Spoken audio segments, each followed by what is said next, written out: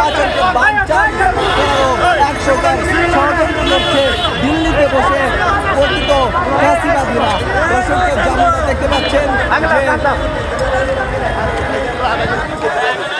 স্বেচ্ছাসেবক দলের পক্ষ থেকে কিন্তু এই মুহূর্তে মুসাফির হত্যার প্রতিবাদে একটি বিক্ষোভ মিছিল বের করা হয়েছে, যেটি এইমাত্র পল্টন মোড় হয়ে তাদের কেন্দ্রীয় কার্যালয় নয়াপল্টনের বিভিন্ন পর্যায়ের নেতৃবৃন্দ কিন্তু মুসাফির হত্যার বিচারের দাবিতে রাজধানীতে টান টান উত্তেজনা বিরাজ করছে।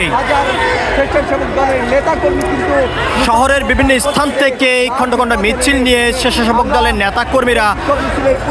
প্রেস ক্লাবের সামনে এসে অবস্থান করেছেন। কিছুক্ষণ আগে একটি বিক্ষোভ মিছিল নিয়ে নয়াপল্টন এলাকা অভিমুখে হয়ে যাত্রা শুরু করেছেন।